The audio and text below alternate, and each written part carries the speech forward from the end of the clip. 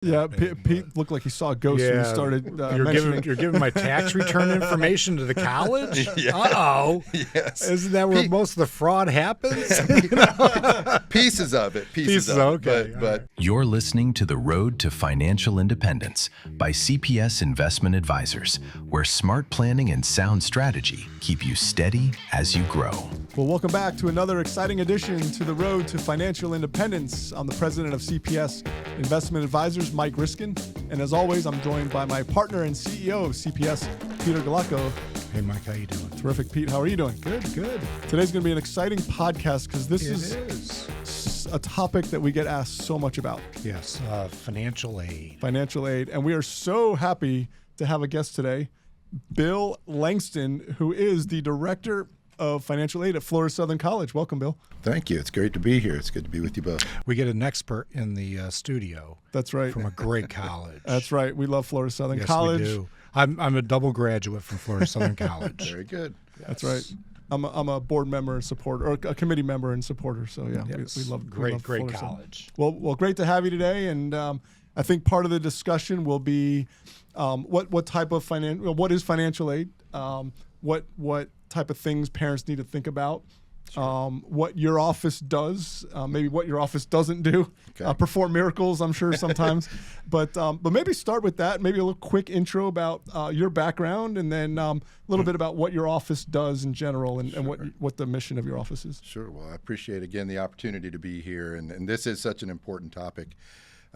I think sometimes people don't dive into this until it's too late. That's right. And so the earlier they can get started in thinking about investing for the future and for college, the better. Well, I've been with Florida Southern for 25 years. Most of my college career, or most of my career with the college, has been in enrollment management. So I was on the admissions side for a number of years and then transitioned over into the financial aid side. And so primarily what the financial aid office does is we work with families and try and help them realize, trying to make college affordable. Okay. We want them to understand what all of their options are. We put together all of the financial aid award packages. We help troubleshoot and answer questions with regard to the FAFSA, or the free application for federal student aid, which I'm sure we're going to delve into here in a little bit. Yes. Joy. Yes, the joy that it is. And we basically act as guides for families, not just from point of entry, but throughout their entire journey with the college, their 4-year academic career or beyond, if they're going on into graduate or professional school, which a lot of our students do. And we try and help them make sense of all of the various pieces of the puzzle. You can basically break financial aid down into different components, and I don't know if I'm getting ahead of myself here. No, but please go ahead. Yeah. So basically, what we do is you can look at scholarships, grants, loans, and work study. Those are the primary elements of any award package that you're going to see from any college in the country that's going to send them out to students. And so as families are beginning to look at what does all this mean, obviously scholarships are everyone's favorite, right? They're based on merit and academic performance. You don't have to pay them back. They do not have to be paid back. They are non-repayable. That's probably why everyone loves them, right? That's Absolutely, right. absolutely. If it's free, it's for me. That's exactly right. But they are typically tied to academic performance, Sure. not just at point of entry, but throughout their You have to entire maintain careers. that level. Maintain a certain level of grade point average to keep those scholarships throughout your time. And then there's grants. Most grants, now it's not true in every single capacity, but most grants are tied to demonstrated financial need, Okay. Or many are. So grants like the Pell Grant, which many people are familiar with, which is a federal grant, you have to demonstrate a certain level of financial need on the FAFSA to be able to qualify. Same with the Supplemental Educational Opportunity Grant, another federal grant. And And then there are need-based grants. Even the state of Florida has a need-based grant, the Florida Student Assistance Grant, for students that may be staying in the state of Florida, which many of our students do for college. And is that does that apply for private schools as well? Yes. So the Florida Student Assistance Grant is yes, we administer that. So it's not just for the state. That is That's correct. great. Okay. That is correct. And same with, and we'll get into this a little bit too, with the state aid. But if a student is going, the Bright Future Scholarship can be utilized in the private sector as well. It's just it looks a little bit different. Okay. So we can talk about that. But then, and then you get into to loan programs, and grants are nice too. Obviously, they do not have to be paid either. So everybody likes the free money. And then loans, obviously. For most students, they have to file the FAFSA if they want to participate in the federally direct student loan programs, or if a parent wants to participate in the Parent Plus Loan Program, which are two federally administered programs. And there you have subsidized loans and unsubsidized loans. And subsidized you have to qualify for based on, again, some level of demonstrated need. And basically the primary difference is that subsidized loans, the interest is deferred the entire time that you're enrolled in college. And you don't go into repayment typically until 6 months after you graduate. Okay. Or if you stop out for longer than a period of 6 months, you only get a 6-month grace period. And then the unsubsidized loan, the interest accrues throughout the life of the loan, but the payments are deferred. And then work study, you have to qualify. It's a federally based work program. They give colleges the funds to utilize to administer the program. And it's not really traditionally financial aid in the truest sense of the word. We don't put it on our financial aid awards. Students can qualify. And then they basically just work and earn dollars that are paid directly to them, but they're federal dollars. Okay, it's subsidized by the federal. Pay for that. Okay. Correct. Nice. And that's basically the different aspects and elements of a financial aid package. Nice. No, great overview to start. Yeah. I think that's a real great way to frame it. Well, I remember when I came down to Florida Southern College as an 18-year-old. I came from upstate New York, so my parents weren't here with me, and I had to get financial aid. My parents had set that all up. All I had to do was sign my name. And that I really didn't understand what I was signing and understand the implications going forward. Now, I knew I wanted to be a CPA because being a CPA, I could pay my bills and I'd be able to pay that loan off. I was very focused on making sure that, I had enough money to live. But I know there's other majors that may not have the ability to make that kind of money. But as a kid, we don't know what we're signing our life away for. Yeah, that's very true. And that's one of the what I feel is one of our biggest responsibilities as students are looking at Florida Southern and that we're talking through. We want them to understand what it is that they're committing to, what the obligations are, not only while they're enrolled, but beyond when their loans go into repayment, and to help them realize that it's not just about affordability in the first year, but you're gonna see subsequent price increases year over year, and they're not always going to be absorbed by increases in aid and those kinds of things, right? So you have to be prepared to look at it over a 4-year career and not just think, I can make this work in the first year, but I really need to be able to think about the big picture and how do I get all the way through from beginning to end. Now, if a student gets accepted, and let's say in your Florida Southern's maybe one of their top 3 schools, are these meetings that parents and students can have before they sign on the dotted line to really meet with someone from your office to really understand that, right? Because I think that's real valuable information. Yeah, absolutely. And factoring where you're going to go to school. No, 100%. We want students to understand that. And so, yes, they can either meet with a member of the financial aid team, or we also we work very closely with our admissions team, and the admissions staff is a little bit larger. They also are working on the front end, cultivating relationships with students and families, because they're the ones that are kind of recruiting them to the college. So we do a lot of cross training. I invest a lot of time and energy in helping admissions counselors become Okay, that makes sense. conversant in financial aid, so they can kind of help to guide them and walk them through. And then what happens is once they get into maybe getting to the weeds and they get into some questions that might be more challenging or difficult for them to answer, that's when they refer them to the financial aid office. And then, of course, once they're enrolled, then they become our responsibility. They become the financial aid's responsibility. And we work to kind of help guide them. But yeah, they will do a full financial aid review. Okay. They'll help them understand what each of the different elements of the package mean, what things are free monies, what things have to be repaid, what they're looking at from a bottom line out-of-pocket perspective in the first year, and then trying to help them estimate, into subsequent years. Interesting. Yeah. So you really get the because it's not just tuition, right? I mean, I think that's something I hear from a lot of so my daughter's a junior in high school, so of course we're in that world where we have a lot, and Pete's daughter's graduated college a few years back, so we're still in that mix of friends having kids go to school. Sure. Oh yeah. And that's one of the things that we hear a lot is, oh yeah, maybe they got tuition covered or whatever, but then it's like the housing costs. The housing costs more than tuition. You get the tuition covered. That's not a lot.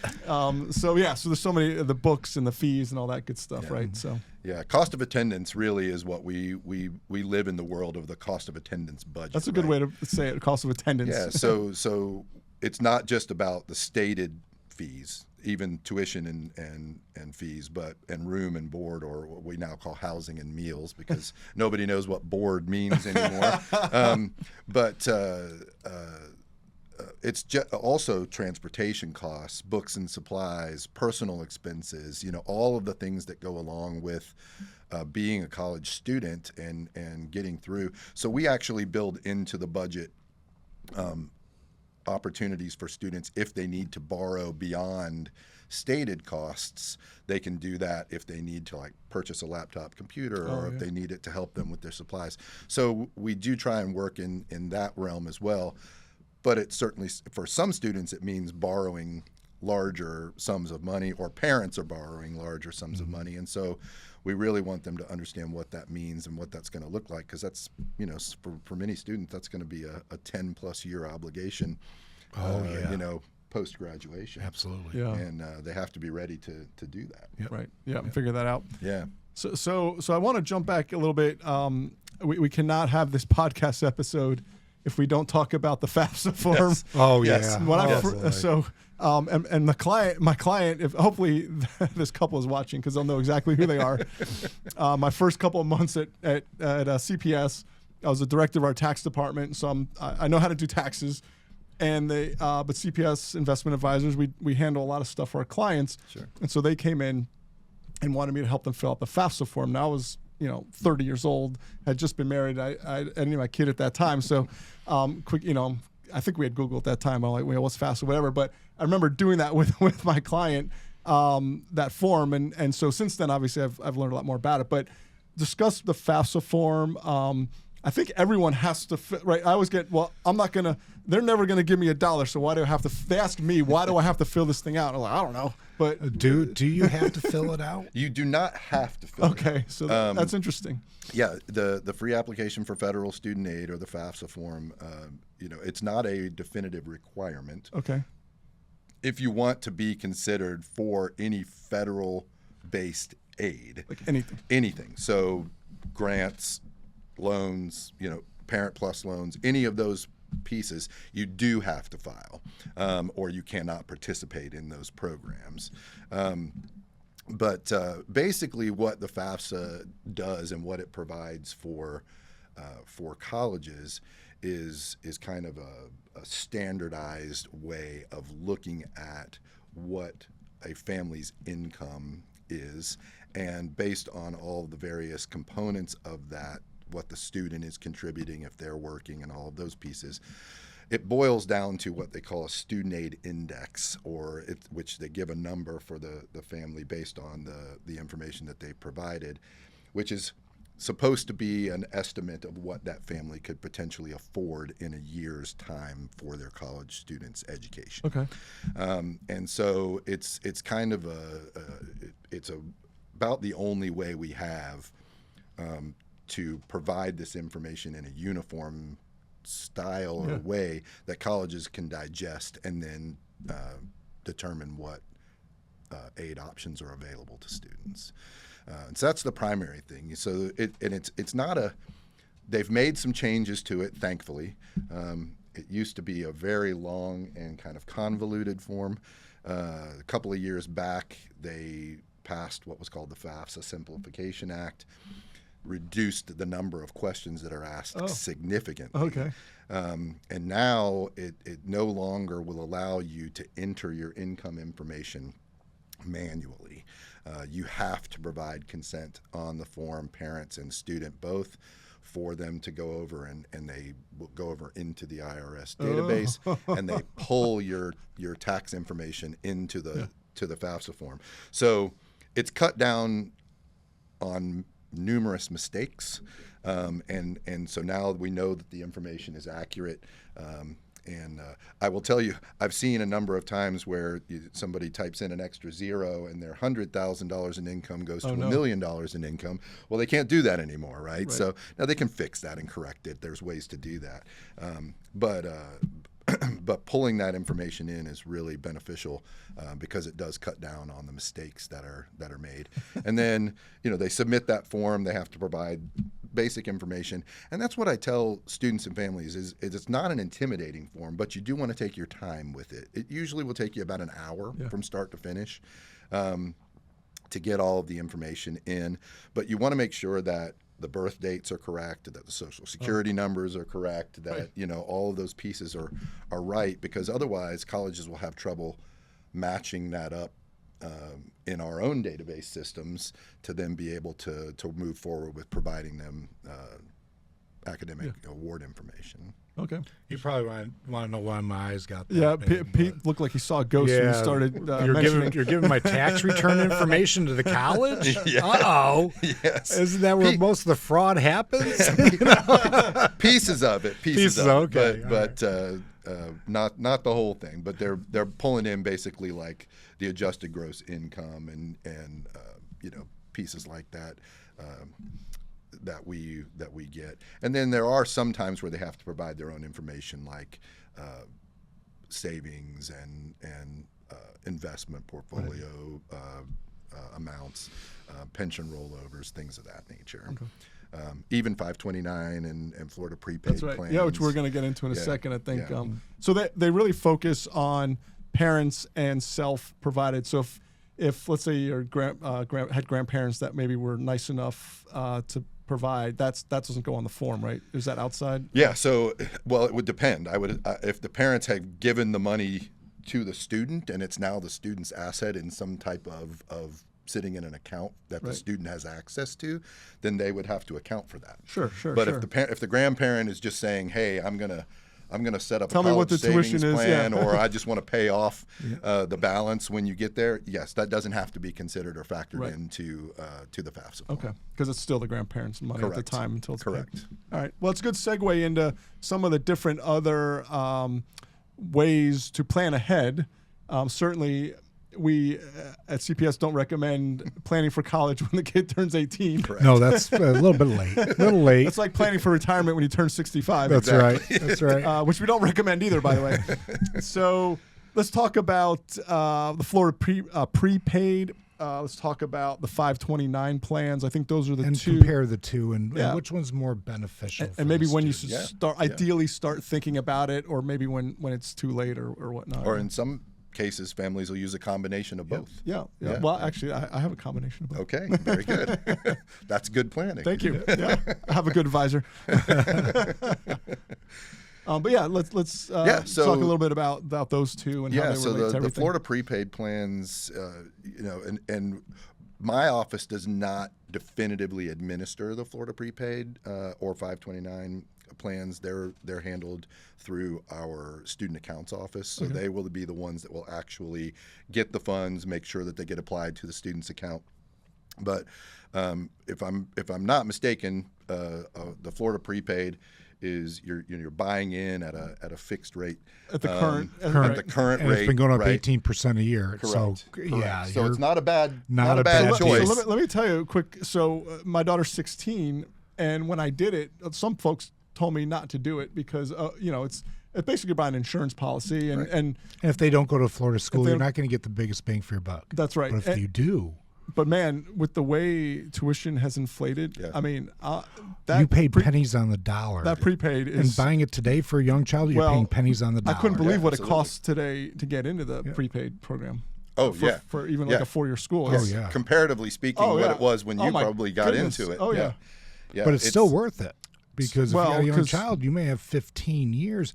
Could you imagine what tuition is going to be in 15 years from now? Yeah, that's what I'm saying. So, it may seem cost prohibitive, but at the same time, you're thinking about if your child is 3 years old or, an infant, you've got a long period of time and certainly it kind of locks you in.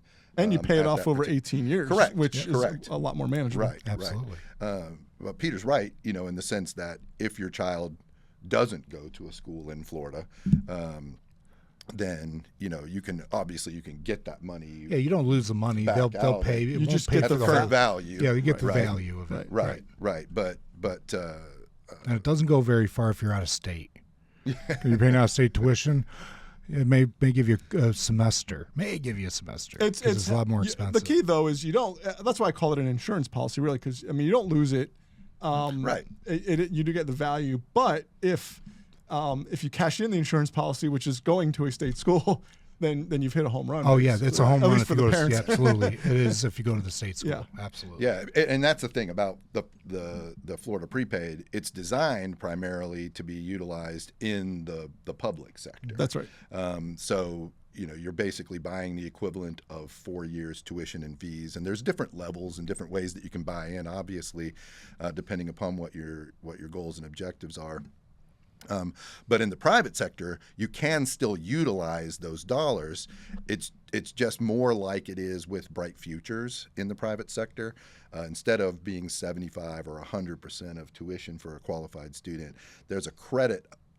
There's an amount per credit hour that a student can use in the private environment. So you've still purchased 120 credits, but let's just say for math purposes, it's not this. But let's just say for math purposes, it was $200 per credit hour that you get, right? You would have, roughly $24,000 available to you over a 4-year period to use in the private environment. So you can then say, I want to put 30 credit hours per year towards my balance due after all of my aid is applied. So if the credit at the private school is $500 a credit and you get $200, it'll offset that. Correct. Okay. Correct. Oh, that makes sense. Okay. Yeah. I had never had anyone explain it to me that way. Yeah. That's good. Yeah. It's a good way to visualize it. Okay. And then the 529 plans, that's something we work with because that is more of an individual investment style, more control over how the money grows, but that's certainly factored in too. And it's got volatility too, right? So you can lose on those investments as well.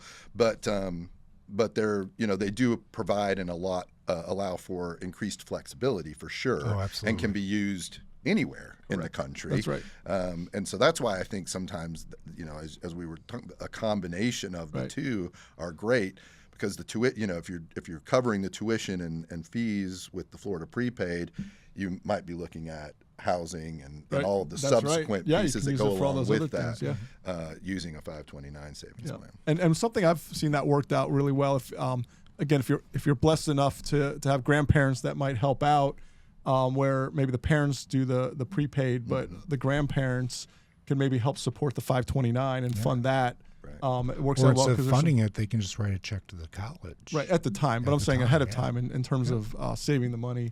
Yeah. I've seen clients where that'll be part of like a grandkid's birthday gift where they keep funding the 529. Sure. So what I usually find in reality, and you might see this too, Bill, I'd be curious, but my clients that start a 529 plan or prepaid college tuition, they're paying into it every month. They're paying it, and they're also saving at home.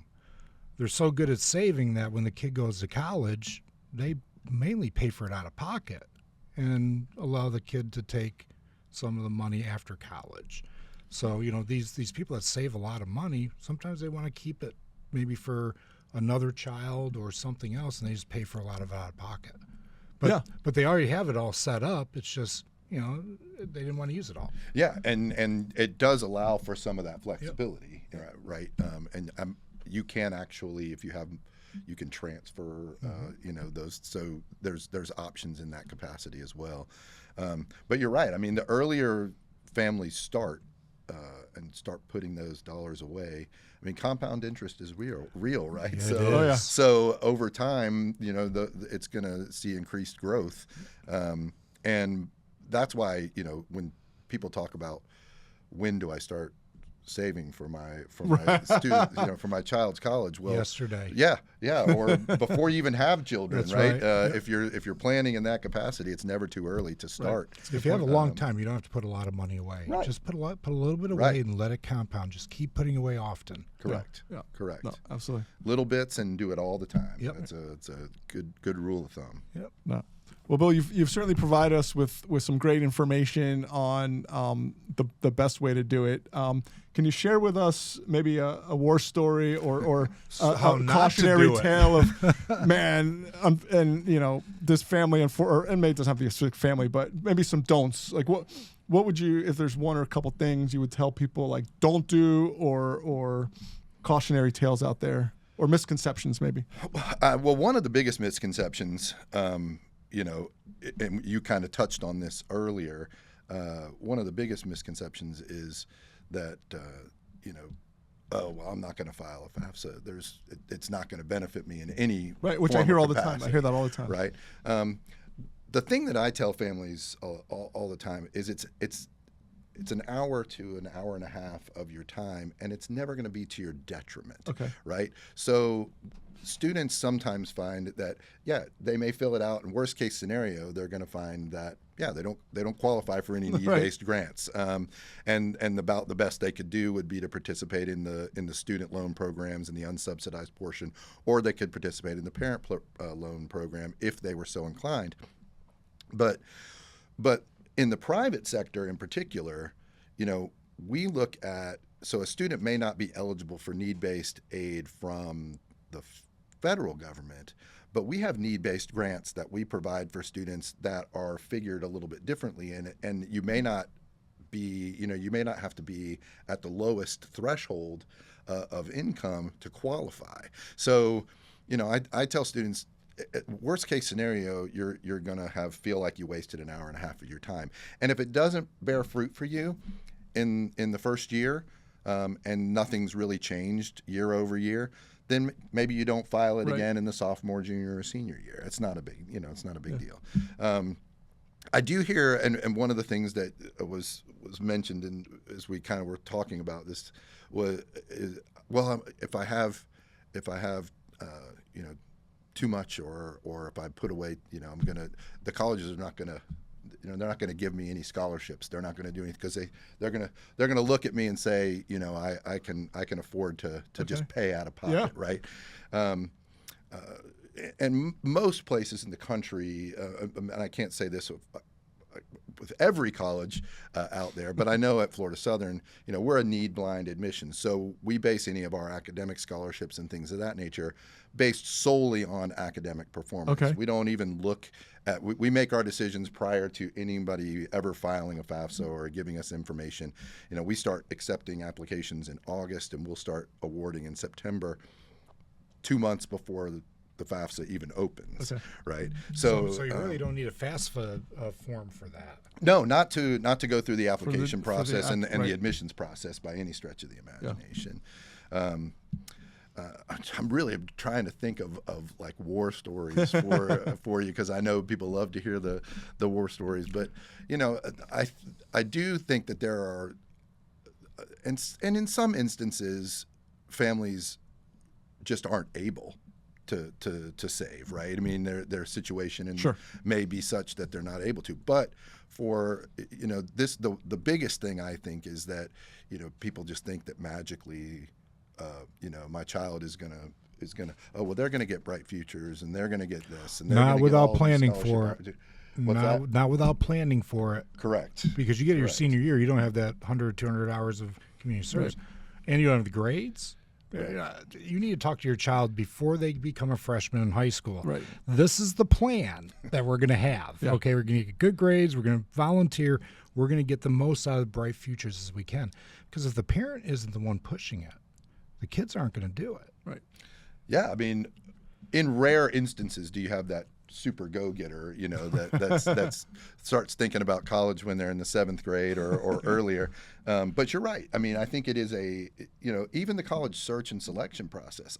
I firmly believe, particularly in this day and age, that it's a family process. I mean, you hope that ultimately that the child will have the final say if they can.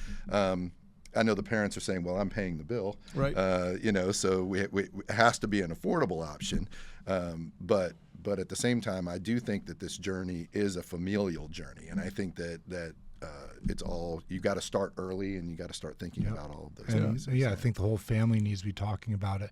And if you want your child to go to college, you need to be talking about it early and often. Yeah, and I think you need to be realistic because the truth of the matter is, we talk about war story, but the sad reality is, you know, the financial piece is important, and you don't want to go through school and then all of a sudden, like you said, 10 plus years where really you're saddled with this debt or you didn't get out of what you thought. So just be realistic of is it the right fit. Is affordability and what the major you're going for. Right. And and I think that that's a huge thing. Just stepping back into war stories, I won't talk in specifics because I don't want to. Sure. But I will say that it is important, and Peter, you alluded to this earlier. If you're going to go to like a private environment, right, and you're the type of student where you or your parents are going to have to take loans in order to make that happen, and it's not something that you can just backfill with your savings plans or whatever the case may be. You really need to think about what it is that you're majoring in and what that earning potential looks like beyond if you're going into a career where the potential for income growth is not really strong, and you're borrowing $75,000 to $100,000 for your undergraduate experience, you just don't. You're going to be saddled with that debt, and it's gonna be burdensome for you the entire time. If you're going into something where the earning potential and the income potential has growth options and opportunities, so it is just something to think about. Right. Now, does the financial aid office help families with that conversation? Yeah. I mean, I've had, and sometimes it's not an easy conversation to have because that the student and even the family want their child to be at your school. And we just have to be able to say, thinking long term, is this going to be a realistic option for you? And we try not to get 2 majors, one in business, one in music, if that's but at least have something to fall back on to be able to grow your wealth. Right. And I'm not, listen, there are lots of wonderful programs out there. But what I'm saying is if you're the type of person that's trying to go and you're going at this by yourself, and you're taking on a lot of indebtedness as a student, you really should be thinking about the long-term earning potential. Sure. No, that makes sense. Yeah, really. No, absolutely. So. All right. Well, we're near the end of our segment. I know the time always flies here, but well, I just have one more question. Yeah. All right. So you got a really wealthy family. They don't want anybody knowing their income. This happens all the time. They don't want their child filling out the FAFSA. That shouldn't be an issue. Okay. Correct. Because chances are the kid will get scholarships out if he's a good student or a ball player, or if she plays ball or does something like that. But giving out your income stresses a lot of people out. Sure. Especially if they're high income and they know that they're not going to get any federal aid. Why do I want that out there And now we just told everyone the IRS sends the information over. So Yeah, that makes you feel a lot better. Yeah. Wow. All right, Iris, send it all over. Yeah, and that's why it is absolutely definitively not a requirement to file a FAFSA. You only will need to do that if you want to be considered for need-based financial aid from the federal government, or if you want to participate in loan programs, or it's the only independent measure that colleges have to make that decide what you may qualify for from the college. Right. But if that's not an issue for you and you're comfortable with, just any merit-based aid that you and might they're going to receive, pay for it out of pocket. we have a number of students that come to Florida Southern that don't file the FAFSA, and we just build their financial aid award based on what they're eligible for institutionally, if they qualify for any of the state programs like Bright Futures or any of those. And then we do actually, there's a grant in the state of Florida called the EASE grant, which is an automatic grant for any student that is a resident of the state of Florida that attends a private college in the state of Florida. And all you have to do is prove residency to receive it, and it's $3,500 a year. Oh, wow. Yeah. Well, that's great information. Yeah, so it comes from Free money. Yeah, comes from the state government. Okay. And it was interesting, I don't know if you saw the article recently. It was taken from the independent colleges and universities, and it was published in the Ledger. But private colleges and universities account for 2% of the budget for state education in the state appropriated education budget, and 25% of the graduates. Oh, wow. Oh, man. So So it's, you guys are behind the 8 ball. That's why you raise money. Right. And fundraising. and all that. Fundraise, But we're certainly I think that the private option is a good option for a lot of students. Absolutely. And I think there's a misnomer sometimes out there that private education is not affordable. Right. But when you start looking at what private colleges often give to students in merit-based aid and other forms of aid, talent-based opportunities, awards, too. all those kinds. Yeah, I mean, sometimes students will find that attending Florida Southern might be close to what they would pay to go to a state institution in the state of Florida. Yep. Awesome. Even cheaper sometimes. Yeah, no, absolutely. Yeah. Well, you guys kind of ruined my last segment of rapid fire, and I think we already know the answers, but I'm going to do it anyway, just as a good recap. Sure. So, a couple of rapid fire things, true or false, maybe some misnomers. So, my income's too high for aid. That may be need-based, yeah, but certainly not. But there could be merit or just because talent-based you make awards. a lot of money, that doesn't mean Doesn't there's mean not you're aid out there for precluded. it. That's correct. All right. Absolutely. 100%. I think we did a good job of covering that. Very today. good. Yep. It's better to wait to save so it doesn't affect my FAFSA. That sounds like terrible advice. That's bad advice. That is really bad advice. In fact, I would rather be in a position where I don't even need to worry about filing the There you FAFSA go. because I'm not worried about where I'm going because you to did save. correct, and I have the money to pay for my child's education. So certainly go. that's a much better Awesome. way of looking at it. All right, and the last one, which I think you hit on, but I'll let you plug it again. Private schools are always more expensive. Yeah, and I'll go into a little bit deeper of this quickly because I know we're in rapid fire here, but focus, I say, on the net price, not the sticker price, right? So if you look at a private college versus a state institution on their websites, yes, it's going to look like private colleges are very, way more expensive. But in the grand scheme of things, with merit-based scholarship opportunities, other forms of discount, it can actually come down to where the bottom line is fairly close, and certainly much more affordable than I think sometimes people give it credit for. Right. No, great way to frame that. So appreciate it.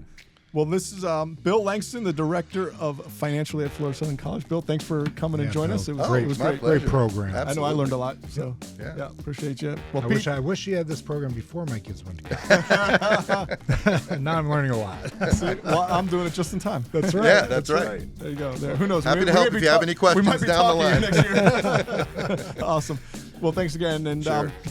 thanks for joining us today. And if you enjoy this content, please make sure you like us on Instagram, and all the other social. And we're on media. Apple now. And we're on Apple We are Podcasts. Apple Pod. We are getting big time. That's right. Yeah, the numbers keep. I The think road we're, to financial independence. I think we're up to a couple dozen viewers now. That's surprising. It really is. With our face for radio and voice for That's right. That's right. newspaper. All right. Well, thanks, guys. Thank you. Yeah, thank you. Well, thanks again for joining us for another episode of The Road to Financial Independence. If you like this content, don't forget you can find us on Spotify, Amazon, or now Apple Podcast. And don't forget to like, comment, and subscribe. The information provided in this podcast is for informational and educational purposes only and should not be construed as investment, legal, or tax advice. CPS Investment Advisors is a registered investment advisor with the U.S. Securities and Exchange Commission. Registration does not imply any level of skill or training.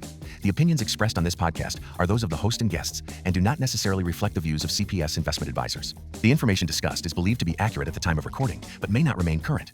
Listeners should not consider the discussion or any information shared as a solicitation or recommendation to buy or sell any particular security or investment strategy. All investments involve risk, including the possible loss of principal. Past performance is not indicative of future results. Before making any investment decisions, listeners should consult with a qualified professional about their individual circumstances. For additional information about CPS Investment Advisors, including our services and fees, please review our Form ADV, which is available at www.advisorinfo.sec.gov.